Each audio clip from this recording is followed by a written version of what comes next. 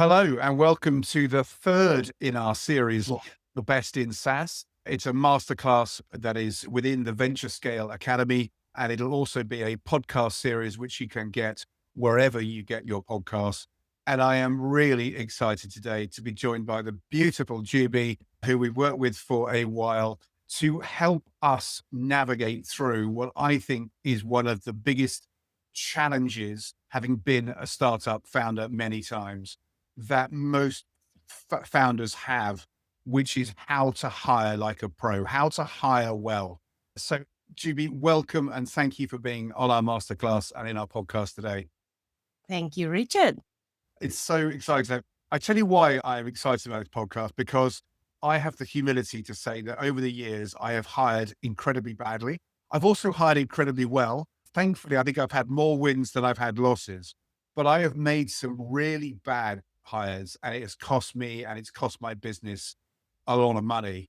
And I think the mistakes are largely down to me and not having the skills, thinking I know how to do this well and not doing it well. So we're going to dive into your training, which you have very kindly provided for the Venture Scale Academy. Juby is also one of our experts. So if you want to contact her as part of the expert panel and have a chat with her, you can. If you'd like to find out more about Juby, this is her newsletter and you can find out more information on the newsletter. So just pause the video, but it's jubies-newsletter.beehive.com is that address. We will put that into the podcast notes so you can know how to contact Juby, or just come into the Venture Scale Academy, go to our expert section, and you'll be able to contact Juby directly from there.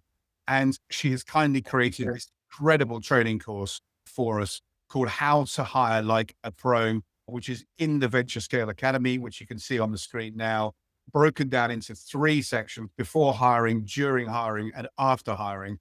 And each section has a fantastic, I've watched them all, they are brilliant, video lesson where Juby is talking to her notes. And below that, you have all the critical downloads and all the notes that you need. And Juby's going to talk in this masterclass about some of the frameworks which really help you stack the odds in your favor when you're hiring. All of those are available in the Venture Scale Academy.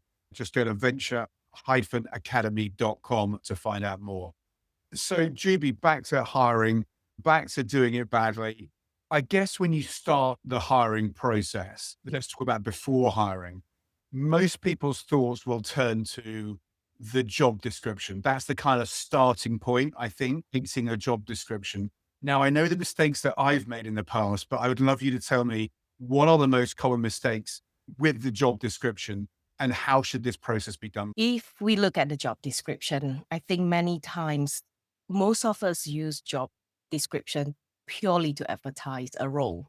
Yeah, And often we don't even look at it during the interviews. So yeah, many times, obvious question, did you use your job description to evaluate for the talent that you want? Oh, I forgot. yeah, Which means we miss out on the full extent of the value of a job description that it can bring. And if we look at a well written job description, it is not just a hiring tool, it is a strategic alignment tool across the employee lifecycle, such as you can use a job description, of course, to advertise your role, to evaluate if you're hiring the right person. So during the interview process and yeah, make a decision. And you can use it to set clear onboarding goals and define success early. yeah, You can use it to decide whether they pass or fail probation, yeah, job rate after they join, to set performance expectation for the rest of the year if you yeah, decide to keep them, to make reward decision when they meet or exceed expectations of their job, and if necessary, to guide tough exit decisions if they don't. yeah. So So we what you're saying is it's the bedrock of the whole of not just the hiring process, but it's the bedrock of everything you do in the interview, Yep. onboarding, and indeed in their journey with you as a company. Absolutely. And if we realize the true value of a job description, you'll see that why capturing our expectation clearly upfront is not just an admin task, it's actually business critical. Yeah. Now, what a lot of founders do, I definitely one, was they go on to Indeed or somebody else's website and they Mhm. download somebody else's job description and they Yep. top and tail it and change the names to protect the innocent. And they go, well, that'll do. And then they put that out. That Mhm. presumably is a huge mistake. Yes. Unfortunately, yes, of course you can get inspiration on how to write it, how to capture your own expectation. And that is the key. Okay. Because too many times we hire by reasoning through analogy. If it works for somebody else, it'll work for us. Yes. And unfortunately, as someone who has to prepare too many exit documents because a founder or leaders wrong hire, I can tell you this. Many times it started with not capturing what we really want before we hire. So just because a job description has hired someone brilliant in another company doesn't mean to say it's going to work in your organization. And Yep. it always reminds me of that. I don't know whether this works. When I was a kid, you'd be in like a science lab in lessons and you'd Mhm. build little crystals and you'd start off with a tiny little crystal and then Mhm.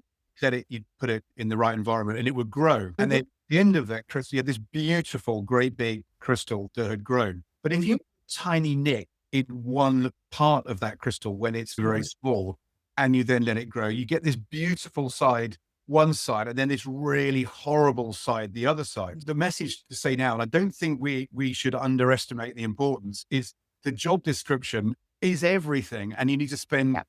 way more time than perhaps you are at the moment getting that. I like to use a dating example. Yeah. You're making a decision that you're going to be with someone Yeah. and you're not going to meet them one time without expectation and go, I'm going to marry that person. Yeah.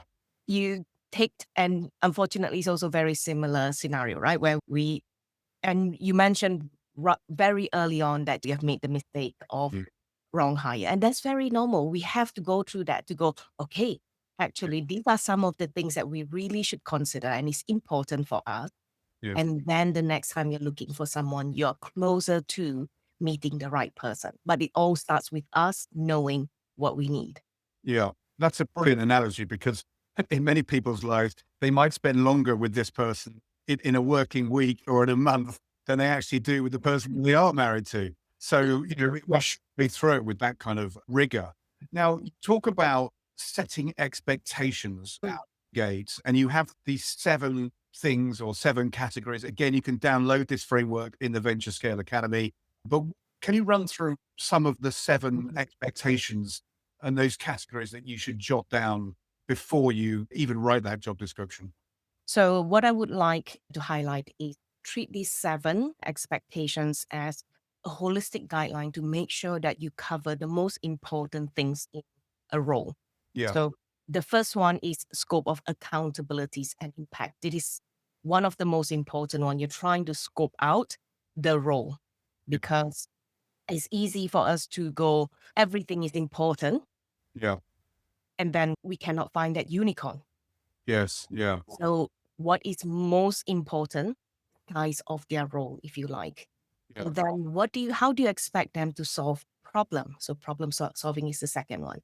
Yeah. Let's two extreme example, right? If you're early stage startup, you want people who can solve problems that they have not seen before. Yeah. So they are able to think outside the box, etc. When you are at, let's say, a more scale up stage, you want people to solve problems that are more interconnected, Yeah. more complex, because you will be, for example, in 20 different countries working with, I don't know, 6 different verticals. So the complexity of the problem. So that's why second one is problem solving. Yeah. Process and delivery. Again, we'll always take these two extreme. Early stage startup, you want to be able to iterate quickly. It's ad hoc. You don't want overcomplicated process. Yeah. But when you're at scale up, when you have a recipe that works, you want to make sure that recipe is replicable Yeah. and that you want to optimize. So you will have different expectation of the skill set of how people work with process or delivery. Yeah. And of course, business expertise, ideally, depending on how important it is. For some businesses, you really need that. For some, you say transferable lateral skill works. So that's fine. Yeah. Leadership, again, is the scope of complexity. If your business is about 10 people, the leadership expectation is very different to 500 people where you might be managing managers who are managing managers, Yeah. a different skill set of leadership. Communication and collaboration, very important. Early day, when it's easier, when it's smaller startup, the skill that is required is different. But when you start to have businesses in 20 different countries, 6 different cultures, that's communication and collaboration, and you're working remotely, then the skill that you're looking for is also very different. Yeah.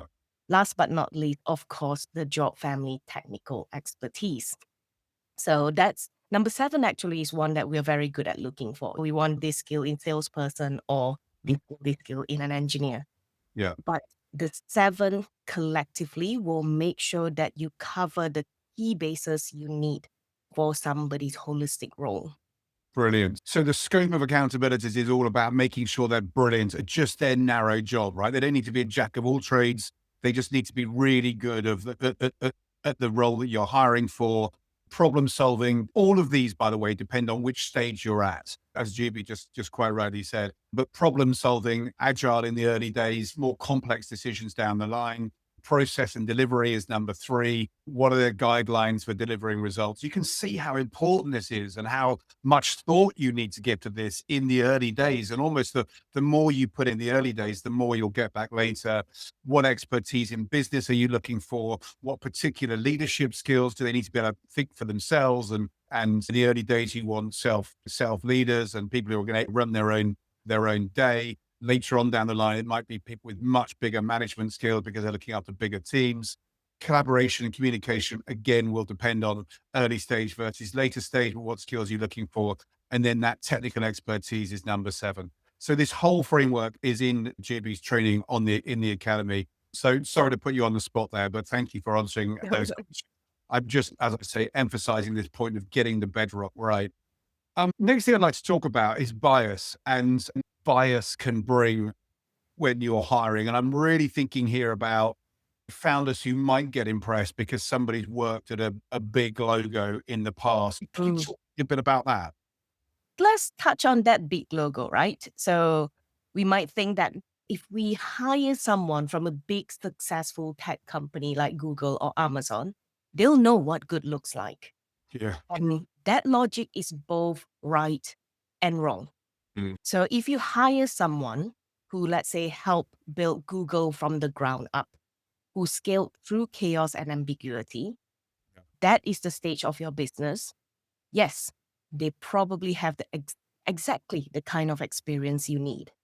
But let's say, again, you're at the stage of where your business is still scrappy, foundations are not fully there, and you're building to scale, but you hire someone who joined after Google was established, who maintain rather than build, then chances are they don't have the skill to thrive in your current stage. Yes. So that's why it all comes back to one thing. What does your business need right now? Yes. And I found in the past that if you go for someone who's got this impressive CV with lots of the FANG logos on it, Facebook, Amazon, Apple, and so on and so forth, they're used to having a big marketing budget. They're used to having all their processes in place. All the sales funnel is set up. If it's a VP of sales, everything's done and dusted. The CRM is working. And if they come in, they just get really frustrated that the bed isn't made for them. They're going to have to make the bed. And that is a real pitfall to look out for. You're looking for people who have been at your stage before and have successfully navigated a company starting at the stage you're at now. Absolutely. I have to say, I've worked with both. Take Google, right? I actually have worked with people who came from Google when they don't even have management structure. So it was really Google's early stage. And they came into startup. It was very easy for them because that is the stage that they were with Google and built. I've also worked with Google exec who exactly like you say, they came in and they go, I have a team of 1. There's no process. There's no structure. There's no policy. There's nothing. What am I going to do? Yes. I've got no PA. Yeah. And the phone isn't answered for me. So I think that's a really important thing to think about when you're considering this role. You must give any role deep thought. One of the things that I loved in your training was your BEST FIT acronym. The B stands for beliefs, the E for experience, the S for skills, and the T for traits. Just take those one by one. This is what the person, this is what you need to consider the person has from a kind of B for beliefs, values point of view. Could you expand on that a little bit? So if we look at just now the question on what is the 7 expectation of a role, you have Yeah. scope, right? That's what you need them to do. Yeah. And the best framework is to find the best person who can do that role. Yeah. Rather than going on one by one, I'm going to go 2 by 2. Yeah. So experience, and so the E and the S, experience and skill, I think most founder get that. Yeah. The experience you're looking for that match, the skill you're looking for what they need to do. So that's the 2 things that founders and leaders tends to get it right, but over index on. Yeah. So the B and the T. So the belief is, startup is not an easy journey. Sometimes it's chaotic, it's messy. And the key is, why do they want to join you? Are they aligned to the belief that you have as a business? Not just belief of what you want to achieve, your vision and your mission, but also the belief of how you want to do it. Okay. For example, some founders really believe in fail fast, learn fast. But if it's someone who is perfectionist, Yes. so do they share the same belief? Will they be able to operate as smoothly as you would like them to? I'm not saying that for belief and traits, you should discount anyone that is not. It's just to be very aware it will take longer time for you to integrate and onboard them. So it's more about the company's values. Is that right? And the company's principles of how they operate that you want to get a match for. Yeah. Does So the way work fit them? Yeah, the what and the how. So the values and principles are your how. The Yeah. what is doing. So for example, I work in a green tech before, and the belief alignment of all our candidates, because they strongly believe that we need to make the world greener. They Yes. believe that we need to reduce carbon footprint. Yeah. And that is why they want to work for us and how Yeah. we do it as well. And they need to evidence that, don't they? They can't just say, "Oh yeah, I'm all about saving polar bears." They need to evidence something in their life that maybe it's in their CV or on their LinkedIn profile that really captures your eye, because that's what gets you out of bed on a wet Monday morning when you don't want to go to work. Is that they still have that in them? Before AI was all the rage, and I learned from a lot of people on social media, I actually learned the most during that interview with that company when we talk about belief. And I remember this random fact, not so random now because we have more awareness, was a data scientist said that I believe it so much that the code that I write are very concise, because he said the more line of code, the more energy it takes. And it does create, I'm not technical, but I remember conceptually he said it will generate more energy, it require more energy. Yeah. And these are people who are perfectly aligned with what we're trying to do as a business, but also in what they do in their data and science job. Yes. Yeah. And the T for traits are these people who show you traits that they can organize chaos, particularly if you're early stage, right? It's inevitably going to be chaotic. You're riding through a storm. You're trying to find product market fit. You're selling, you're raising, you're like the one man band at the tube station. You're playing the guitar, you're banging the drum. So you need to find someone in the early stages that has the traits of being able to organize chaos. And and prove that they've organized chaos before. And the question, Richard, you should ask me, isn't that a skill? Yes. Okay. Yes. Good point. Yeah. So these ones all overlap each other in a way. I'll explain why to look for skill, but also trait. Skill is something you can learn. Trait is your natural tendency. So why traits is that? Because trait natural tendency is your personality, basically. Yeah. And we can learn skill, but our natural tendency. So if I take organization skill, I am not a good organizer, but I learned how to organize because it's part of my job, etc., etc. But if I am a natural organizer under stress, I will revert to being a natural organizer. Yeah. Fascinating. But when I'm not, but if it's not my natural tendency, that is not my go-to.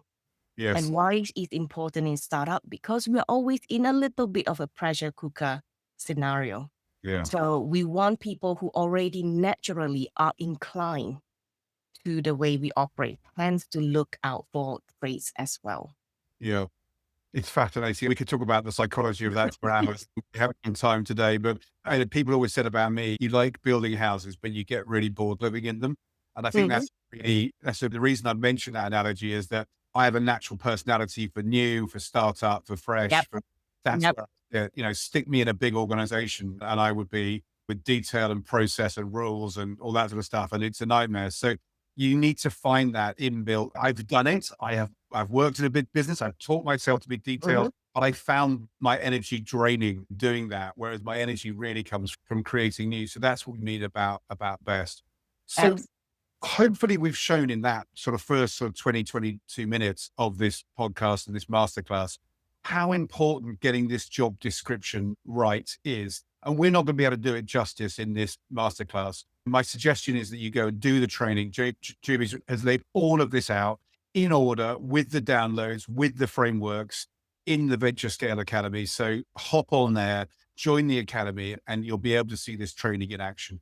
Okay, so before we move on from the preparation stage, the before hiring stage, we're going to move into the stage of thinking about salary, of benefits, of bonuses, of share options. Is it a mistake to assume that salary is what closes the deal? Is it just the money? What other differentiators can Mhm. we put on a role that would make a difference? It's really interesting that you didn't talk about salary. You also talk about money, a lot of monetary reward. Yeah. So what I'm going to do is let's look at it through a lens that founders think about every day: pricing and product strategy. Oh, yeah.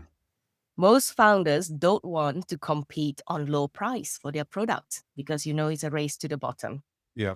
So likewise, you don't want to compete on high salary alone for talent because that's a race to the top that nobody really wins. And customers and candidates who are purely price or salary sensitive will leave the moment they get a better offer. Yeah.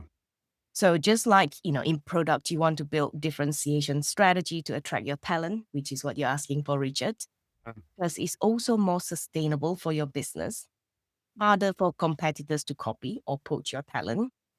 And the key is it creates loyalty and longevity if you're able to meet the unmet needs in a meaningful way for a lot of people. Yeah. So I'm going to caveat it with, as long as the salary is fair for the job to be done, yes, we should offer something valuable to our talent that is aligned as well to what our business can offer. So if we were to take Figma, Figma attracts candidate who values creativity, Mm. who wants to shape the future of design and be recognized for pioneering work. Mm. Basecamp offers security. So they attract people who value long-term stability, calm environment, and work-life balance. On the opposite end, Revolut offer status. So they attract ambitious talent who want to be at the cutting edge of fintech and gain prestige from being part of a high performance team. Yeah. So we talk about creativity, security, status. There's also other motivators like whether it's expertise. So your DeepMind would be a good example. You also have affiliation, the relationship in a company. So if that's the culture that you have, then that is something you can offer beyond monetary reward. That is brilliant. I'd never thought about it that way. In the same way as founders, we obsess about pricing and products and how we differentiate our products to make it something that can't be copied, to almost build a moat around our product that others can't Yes. replicate. We need to think about our business as a product. What is it that we bring beyond salary? And it also got me thinking about the product. You're looking for someone who genuinely enjoys and loves, and maybe in their spare time, noodles around with products a bit like yours. They love the product. They're inspired by it. Yep.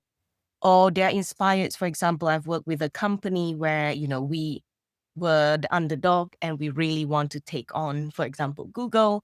So, that aspiration to win So there's so many things. So align it to what your business is trying to achieve. That in itself is invaluable. Yeah. And that kind of underdog feeling, isn't it, that you get when you're taking on a big, and some people love that sort of have that mongrel, as the Australians say, that kind of, they love being in the fight. They love not being the sort of the number Yeah. one. That's the sort of thing that you're looking for. So just to wrap that section up, hopefully we've taken you from a place of downloading somebody else's job description, sticking your logo on the top and changing a few things into a world where you think deeply, you analyze, you think, and then you act, not you act.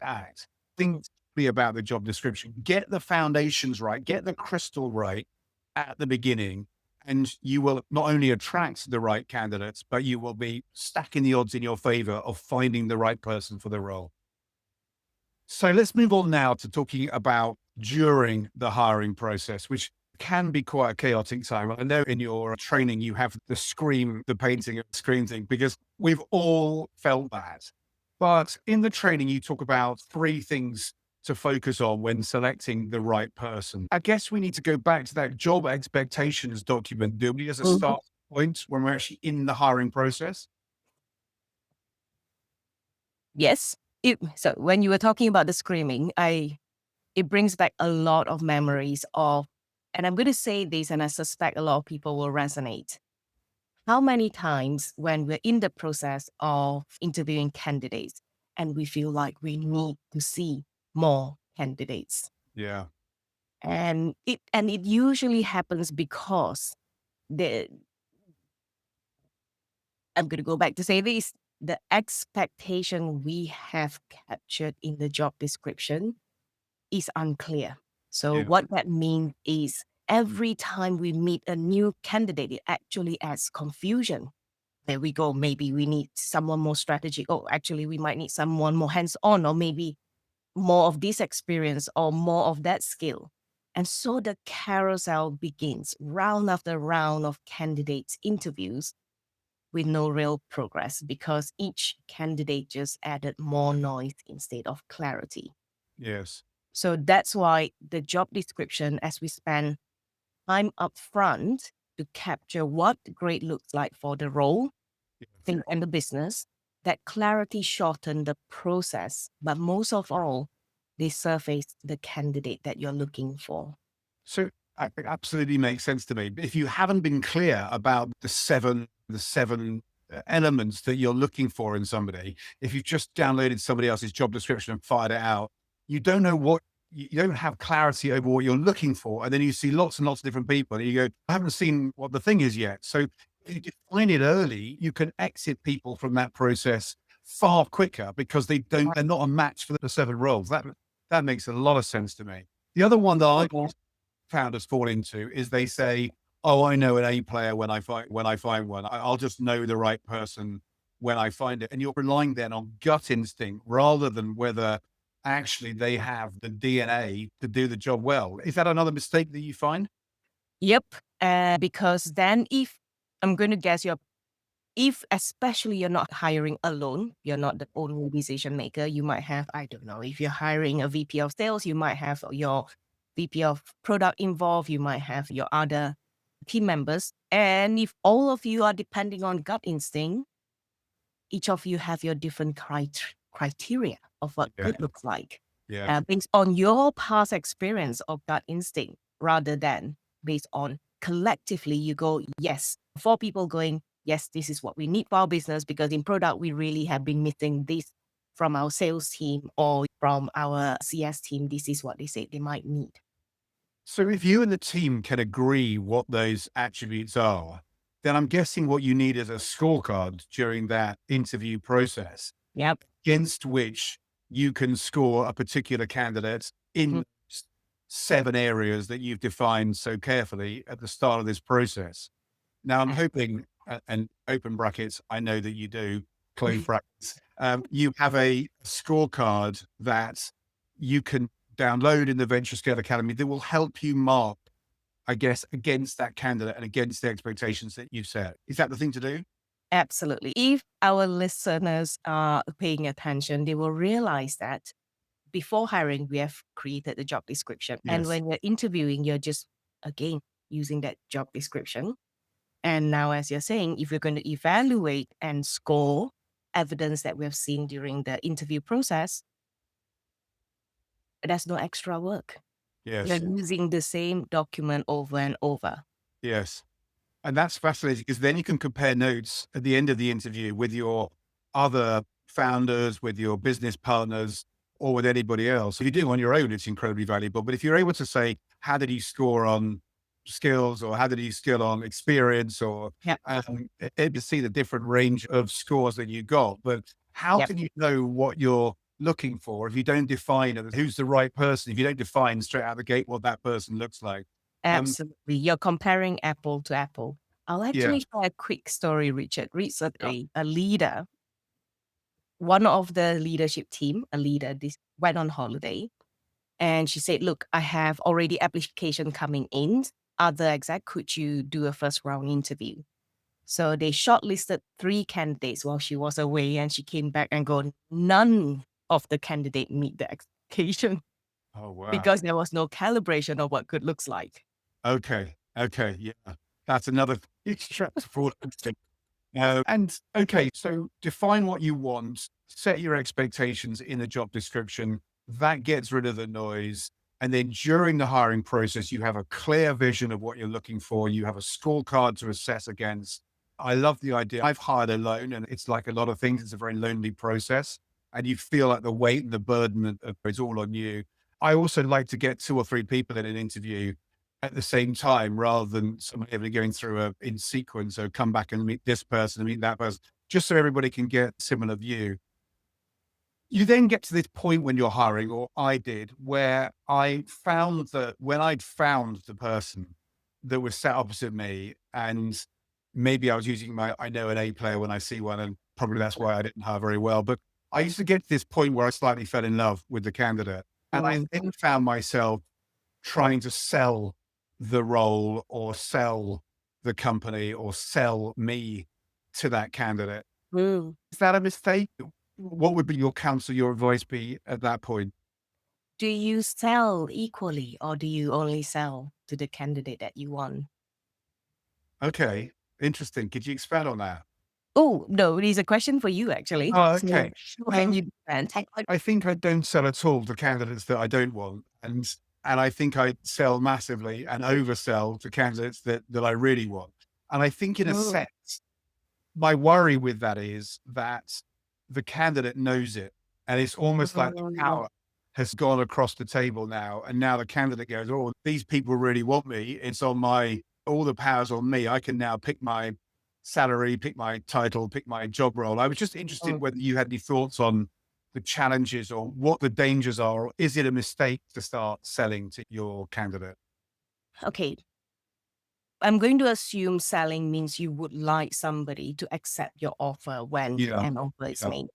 So I'm going to use, again, tangential example. The moment you have a touch point with your ICP founders, Yeah.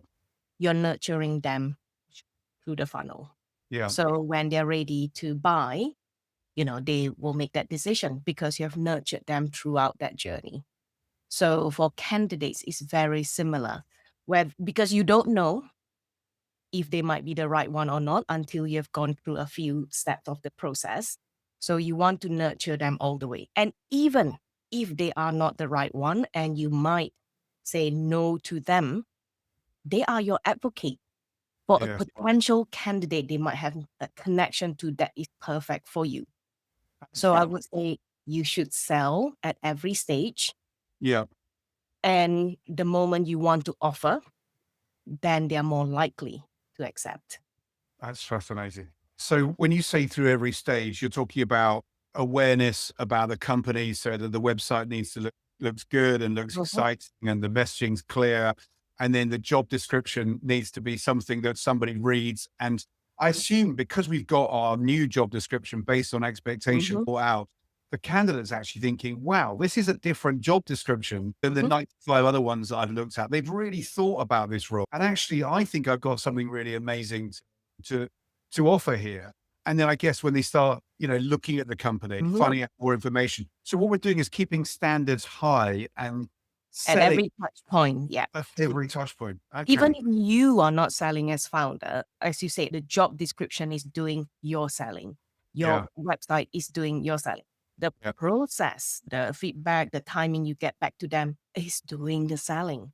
Yes. It's everything I will experience if I am a user, if I buy your product, everything I'll experience as a candidate if I become your employee. Yeah.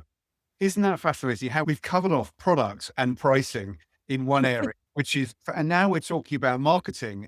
So we've covered up product and pricing in hiring. Now we're talking about marketing in hiring, aren't we? Which is actually making sure that the business looks good, the job description looks good, the way they're treated, their application Mhm. is done, the way that they're communicated to, the tone that's done in, the speed.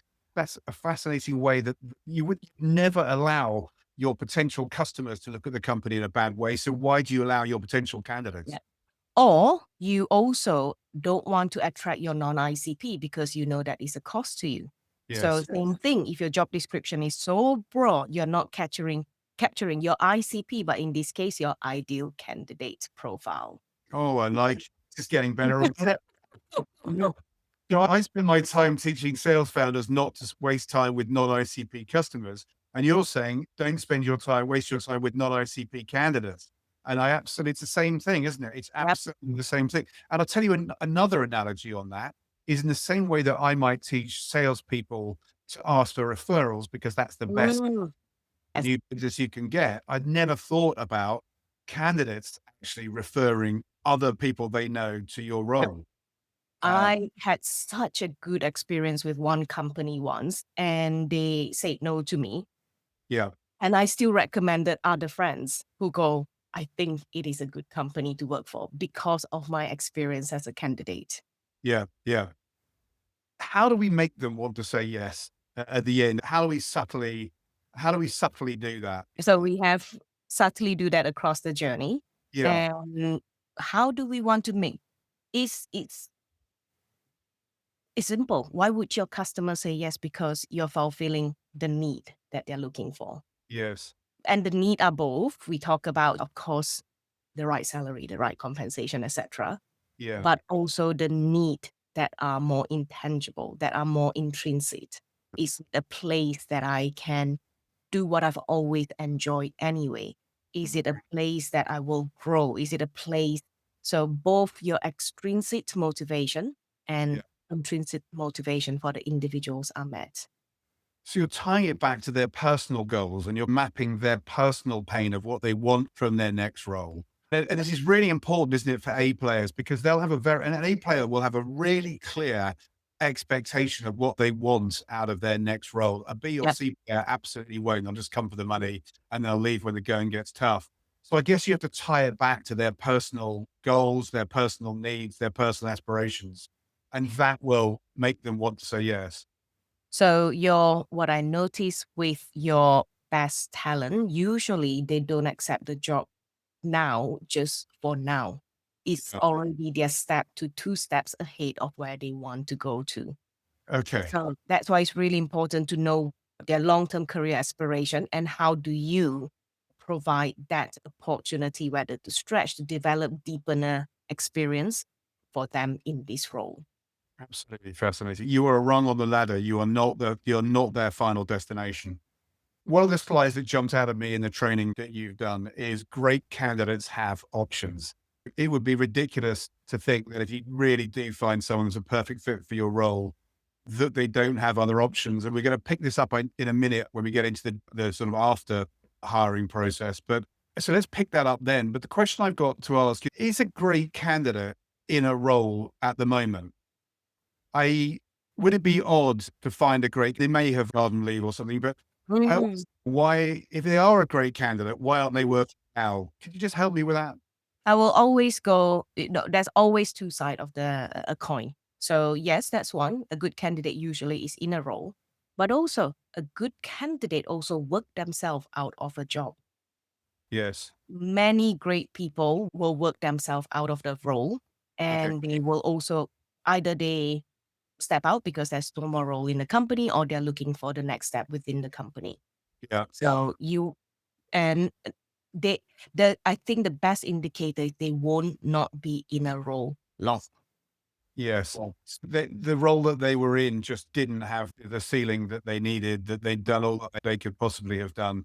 And they need to be able to articulate that, don't they? In a way, for me, that is genuine and true. There's plenty of people say, oh, I left the last job because it didn't suit me. But you want to hear something like, I left the role because my aspirations and I've only got a certain number of heartbeats and I felt like I was wasting them in the role that I was in. I'm ambitious to do more. I want to go faster, higher, quicker. You want to Yes. hear something like that.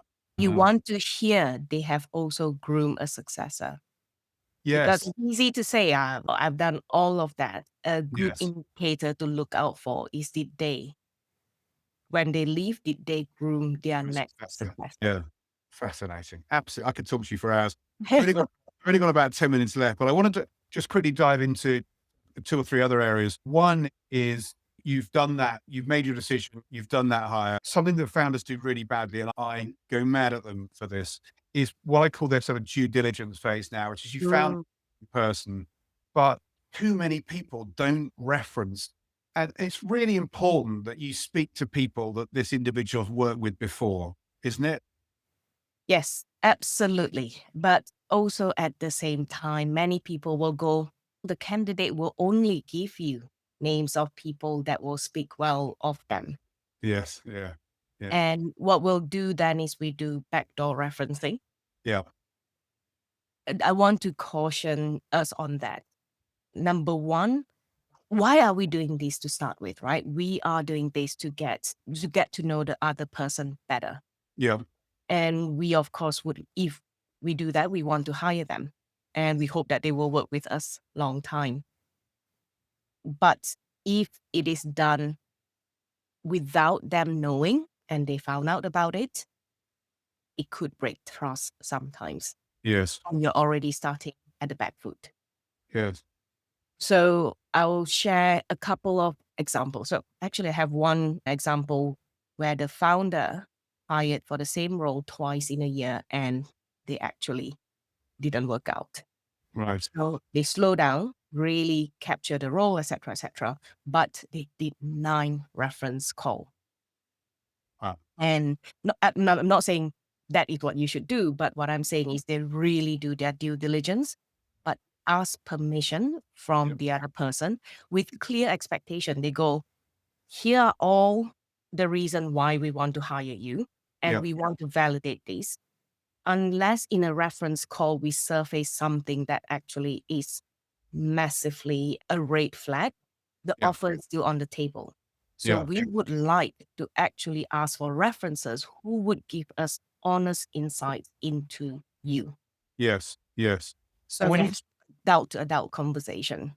Yes. And when you speak to that referee, Mm. I often ask a question along the lines of, look, I know that you're going to say lovely things about John because John gave me your details, but I'll try and think of a question that will say, look, could you surface anything for me that if you were coaching John or you were having a pint with him and he came to you and said, look, I want to be better and these are the areas I want to improve. What areas would you say that he should work on and he should improve on? Something like that. I'm not giving you a sort of script, but Sure. that I'm trying to get some kind of more three-dimensional, but then I was probably hiring badly and I hadn't done because I hadn't gone down your Mm.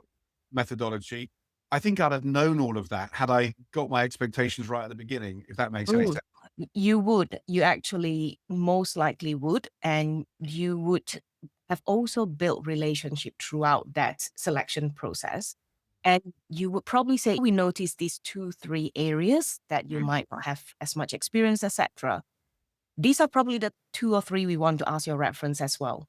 So Yes. the more trust you build, the more honest conversation you have. Yes. And for example, like you say, you can try to frame the question to surface it. Nobody will put their friends into any risk of not getting the role.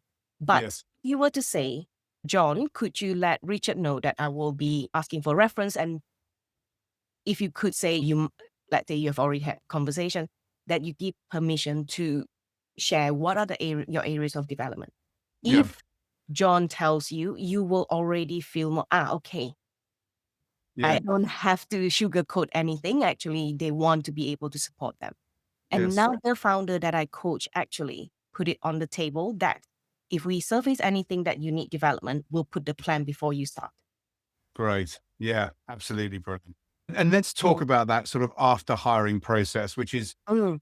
I've read books on this thing, and I keep saying to founders that we work with and that we mentor, do not assume just because somebody has accepted a role, that is a home run and then they're starting on day one, because, the best people out there either get retained if they're in a role, so they go back and they go, oh, I'll give you some more money and I'll give you some more options or whatever, or they get poached and taken by somebody else in that journey. What should you be doing in that 1 month, sometimes 3 months period, acceptance of the job and then starting? What do you need to be focused on in that time? Yeah. So I will say 3 things to keep it very simple. Help them build clarity of what they're walking into, and I'll cover that in a little bit more detail. Clarity, confidence, Yeah. and connection. Okay. So clarity, you can start to share not just your company goals, strategy, etc., but you could also start to share what has worked. We might have hired a VP of sales, and these are the processes that they might have tried and it didn't work. So you're giving them more clarity about the role or challenges or goals that you're trying to achieve, the systems that you have, as much as you can, Mm. so that they're starting to build that connection already to the business. And at the same time, you're building confidence of them stepping into the role on first day that they will succeed. When you have that connection, it is a little bit harder for someone to try to poach you. They will Yeah. be looking forward to it. They're building connection. They're excited Yeah. to be there. And I can tell you as a HR leader, what happens behind the scene, right? Yes, we will try to retain our best talent. We also know that in not just the gap between them finishing and joining, but also the first 3 months, we Mm. will also try to poach, Yeah. because yes, you're setting them up for success, etc. And that's why we talk about how important it is to set them up for success during that period. It's not just the business is making a decision. Good Yeah. candidates are also making the decision. So Yeah. it's another window. Do you know the word I've heard over and over again in this masterclass is clarity? And it's so important. Clarity, honesty, openness. And so that clarity piece of maybe sharing business plans, 30-day plans, 90-day plans, the priorities. I'd have a WhatsApp, certainly have a WhatsApp set up with them. I'm chatting about them. I'm getting to know them, their family, kids, football, whatever, cricket, whatever it is that they like. I'll be learning a bit about that, which will help me build that connection. And then I'd be telling them a bit about, look, we use this, if it's in a sales role, we use this CRM or this Yeah. marketing funnel, and just make them feel a little bit more at home and part of it and part of the family. I think that's what you're saying. If Um, you have an offsite during that time, invite them yes, if you can join. If you have lunch and learn, or you might have open invitation. yeah, absolutely. So engineer success from day one. And then we're into that first sort of 30, 60, 90 days, which is also a danger zone, a red zone for founders. Yeah. Talk to me a little bit, if you can, about common onboarding mistakes that founders make. I think it's going to come back to clarity again, isn't it? And setting clear expectations. Would that be right? You got it, Richard. Oh, great. I'm learning. Good. So many times, because the thing that I hear from founders a lot is, if I hired an A player, they will figure it out. Yeah. Yes, they will figure out how to do the job, but wouldn't you want to accelerate that Yes. figuring out? Yes. That is very true. So what steps should we be taking in that time? Is it that on day one, you're saying, look, I expect you to be here on this day, here on this day, and here on this day. And if we don't, how do you frame that? Yeah. So the key is, I like what you say, right? Where we want to get to in these, let's say, 90 days. Be very clear on the destination you want them to get to. Yeah. Like I said, they know how to get there. Yes. But if we're not clear, they might think. Actually, I actually remember one very clear case of this happening. Too much detail to go into. I'll simplify. So They might think this is where we need to get to, point C. Yeah. But in founder's mind, it's actually A first, and then D, and then C. Yes. For whatever reason, the key is to align on that destination and the reason why. And if they don't agree, because they have their experience, they might go, maybe you should consider this order of destination to get to. The how, they will figure it out. It's Yeah. alignment of direction. Yes. So it's back to clarity. It's back to alignment. We're running out of time. There is so many lumps of gold and diamonds that we have skimmed over in and out. We literally could have done a 3-hour podcast here, a 3-hour masterclass here, but people would be falling asleep. I really wanted to skim over some stuff. Juby, I think I've enjoyed this masterclass more than any I've done. It's been absolutely fascinating. I've learned, I've listened, and you've taught me things that I haven't learned in 25 years, 30 years of being in the SaaS industry. So My suspicion is you learn, but you had to go a bit of a longer way. I had to fall off the bike a few times to get better at it and put some stabilizers on. Before I say thank you sincerely for your time, I cannot recommend GB's course on the Venture Scale Academy enough. If you think this is interesting, there is a ton more under the bonnet of this. There's the frameworks, there's the detail that we've only been able to touch upon. So go to venture-academy.com. You'll see all the training in there, all the downloads. It's called How to Hire Like a Pro. Juby's done all the training. Juby, thank you. That was absolutely brilliant. I really enjoyed our time. Richard, likewise. Yeah, and we'll do this again. We'll pick up on another subject and we'll do another masterclass in a few months' time. So thank you. And we will see you on the next masterclass in this series. Take care.